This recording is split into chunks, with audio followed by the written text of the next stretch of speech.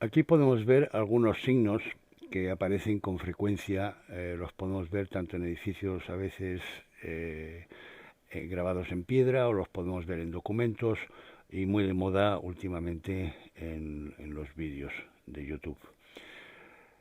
Voy a tratar de explicar, por un lado, la parte lógica de todos estos signos y después cómo se interpreta por parte de una élite corrupta y satánica los mismos.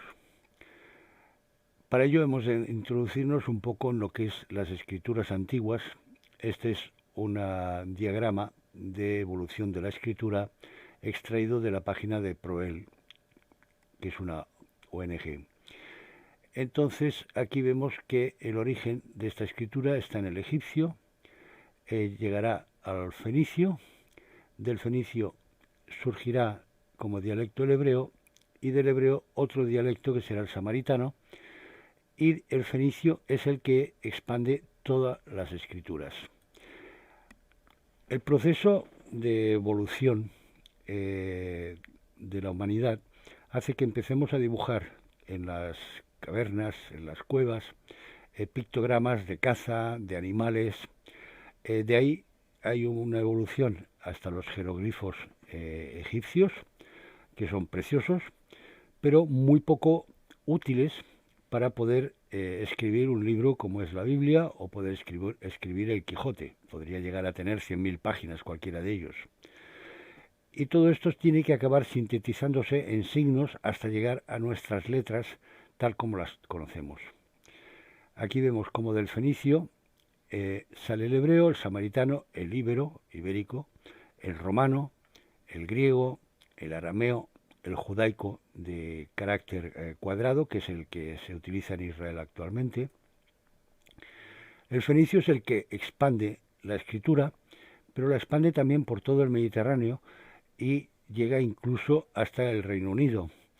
Y la razón es que los fenicios eran comerciantes y viajaban por todas partes. Aquí podemos ver una comparación de escritura aramea, de escritura hebrea y escritura fenicia, que son todas similares.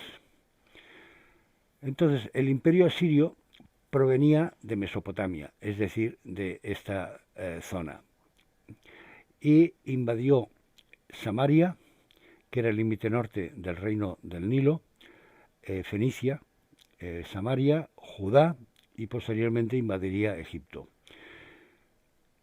En cambio, los asirios tenían una escritura que era cuneiforme, porque ellos escribían con un punzón en arcilla. Aquí podemos ver en piedra una representación también de escritura cuneiforme. Esta escritura cuneiforme se puede escribir, se puede dibujar perfectamente sobre piel de cordero sin necesidad de cambiar la escritura. En cambio, el pueblo asirio, en el 750 a.C., inventó la lengua aramea. Es decir, inventa una escritura diferente que se parece mucho más a lo que es al hebreo o al judaico actual o al íbero. Y esto, en cambio, representa un coste para un imperio bestial, por una razón muy simple. Es que si tú cambias la escritura, tienes que formar profesores, tienes que formar jueces, letrados, notarios. Entonces tiene que haber una razón muy fuerte. Y no es, a mi entender, no es válido el decir que se cambia la escritura e inventan el arameo porque pasan a escribir sobre pergamino. Porque con una pluma de ave se pueden dibujar perfectamente estos signos sobre cuero, pergamino o papiro. Entonces, a mi entender, el motivo por el que se cambia de escritura y se inventa el arameo es porque ellos acaban conociendo a través del fenicio, el egipcio y el hebreo, acaban conociendo un sistema matemático decimal cuando ellos en realidad tenían un sistema matemático sexagesimal. Aquí podemos ver como el griego tenemos 9 letras que son las que representan los 9 unidades, las 9 decenas y las 9 centenas. Pero lo mismo sucede también con el árabe. Entonces estamos hablando de dos culturas que eran totalmente diametralmente opuestas. Y la clave está en el número. Aquí podemos ver cómo contaban en Mesopotamia, el imperio asirio. Tenemos 3 falanges en 4 dedos y por lo tanto 4 por 3 son 12. Entonces marcaban un dedo con la mano derecha, tienen 12, otro dedo 24, 36, 48, 60.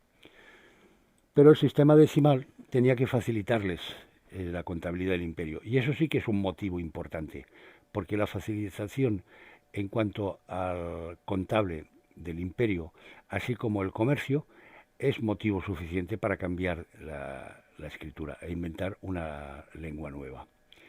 Podemos ver como efectivamente tanto en egipcio como en íbero, en cretense, fenicio, hebreo, griego, latín, judaico actual, siempre cada signo, cada letra nuestra, tiene un valor numérico. Porque hacen falta 9 signos para unidades, 9 para decenas y 9 para centenas. El signo número 1, que es una cabeza de buey, cuando lo pronuncian los judíos dicen Aleph, que significa buey, pero también significa 1000. Y si vemos aquí al número 27 se añade un número 28, un signo 28, que vuelve a ser Aleph, que significa 1000. Esto es así porque en el ataúd del sacerdote tebano Pediamón encontramos una declaración del dios Atum que dice: soy yo el 1 que devino 2, el 2 que devinieron 4, el 4 que devinieron 8, y luego soy yo quien es el 1. Es decir, el todo está en la unidad. De ahí que cierren el 1000 con el número 1, o sea, con la A, que es el número 1, pero en este caso significa 1000. Y 1000 dividido por 1000 es el 100%, que equivale a 1. Este concepto unitario es un concepto egipcio. Fabra-Olivet, autor de la lengua hebraica restituida, recibió el encargo de restituir el hebreo a sus orígenes por parte de la Iglesia Católica ante las discusiones que existían con los rabinos y darse cuenta de que los propios rabinos judíos no sabían cómo interpretar ciertos pasajes. Entonces, a partir de ahí, Fabra-Olivet estuvo trabajando 30 años, desde 1785 a 1815 aproximadamente, y restituyó el hebreo a sus orígenes. Conocía todas las lenguas europeas, el griego antiguo, y lo hizo por comparación con todas las lenguas del área, tanto de egipcio como con el etíope, con el árabe, con el siríaco, turco, etcétera. Entonces, este es la obra de Fabra-Olivet, que restituye el hebreo a sus orígenes, porque el hebreo era la lengua del pueblo egipcio, tal como él explica en su página 14 del tomo número 1 de la lengua hebraica restituida. Bien, como el imperio asirio tenía que hacer contratos jurídicos y de comercio, la lengua asiria en hebreo se escribe asurit. Al ponerle la M delante, que es el signo de la madre, lo que se crea es la palabra masurit, que indica el origen. Y masurit no es otra cosa que masoreta. Es decir, la masoreta, que es la gramática, donde se adjudican los puntitos a cada signo, para definir exactamente lo que significa esa palabra. Aquí en español, por ejemplo, puede cambiar mucho una palabra con un acento o un punto, una coma, en un contrato o en un contrato jurídico o comercial. Cambia totalmente. Entonces, este es el motivo por el cual ellos inventan la masoreta. Esto aparece en el tomo 1, página 54, en nota 148. Explica: los caldeos eran un cuerpo de sabios y no una nación o pueblo, y tenían academias en Babilonia, Borsipe, Sípara, Orchoe, etc. De esta forma, cuando el texto bíblico dice que Abraham vino de Ur de los caldeos, está diciendo que la paternidad de los pueblos, Abraham, vino de la inteligencia, Ur o luz, de los sabios caldeos.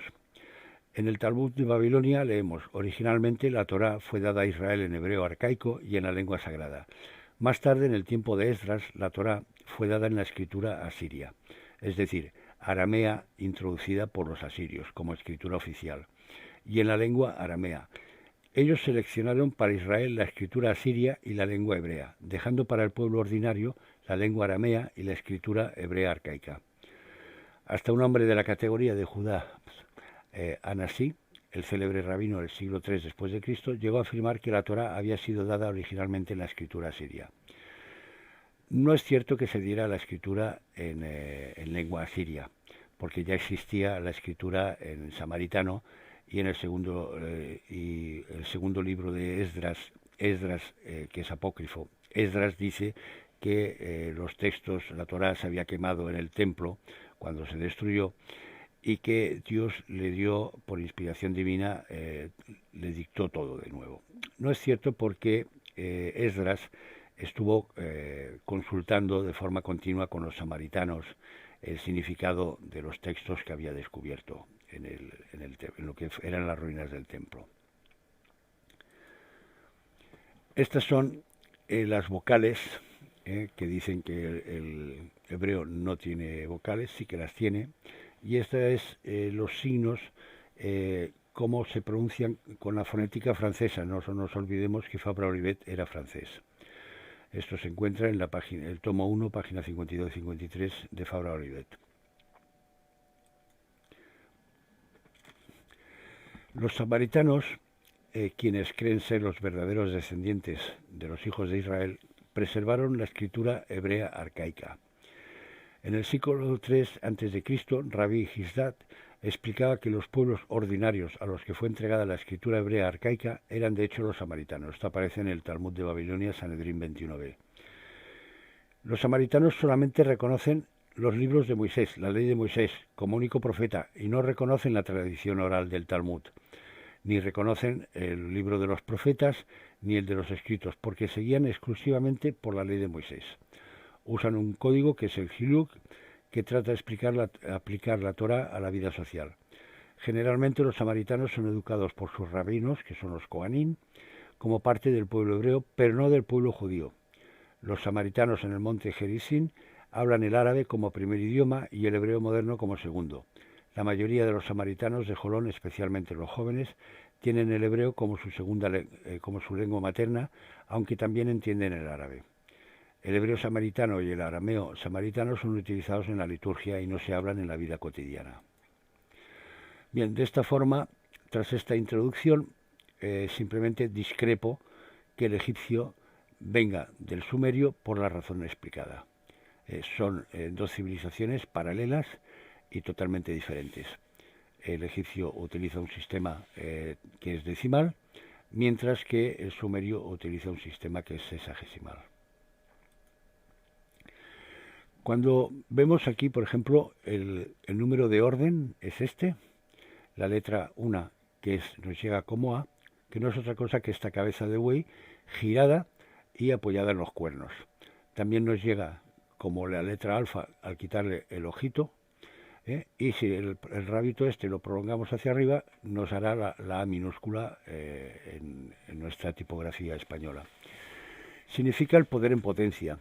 Es un punto, es el buey, porque el buey es un semental, y el 1 tiene la capacidad de reproducirse por sí mismo. 1 más 1, 2, más 1, 3, más 1, 4, así hasta el infinito.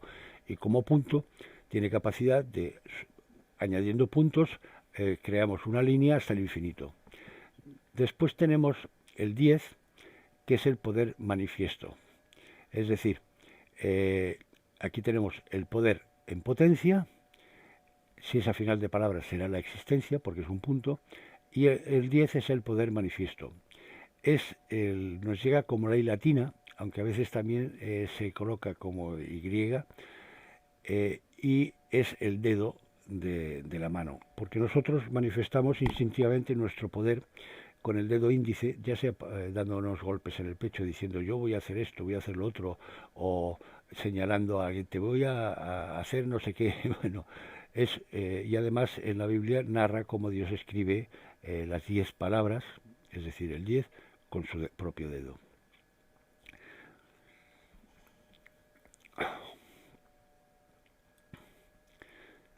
Bien, aquí vemos cómo el 10 se dibujaba como un círculo con un punto, un punto dentro, que es la A. La razón es porque el poder en potencia, que es el número 1, es como el agua que está dentro de una roca. Tiene el poder de llegar a ser un río, pero si no sale de la roca nunca será un río.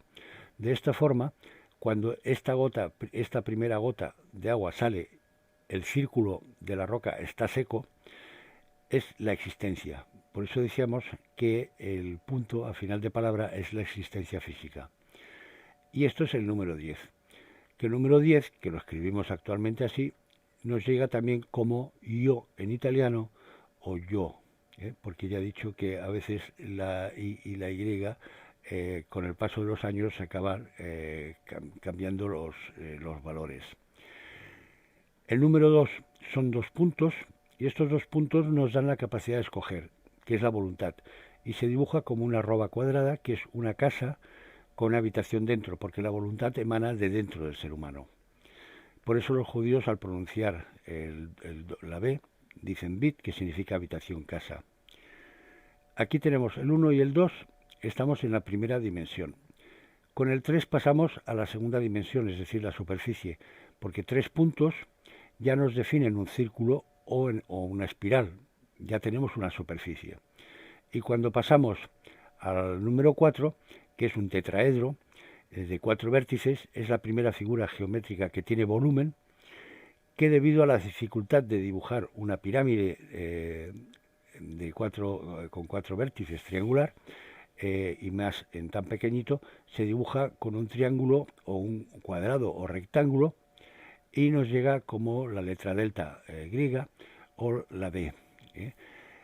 Cuando los judíos pronuncian la D, dicen Dalet, que significa puerta. Y efectivamente es la puerta al mundo tridimensional porque el tetraedro es la primera figura geométrica que tiene volumen, y la D, que es el vientre de la madre embarazada, es la puerta por la cual nosotros entramos en el mundo.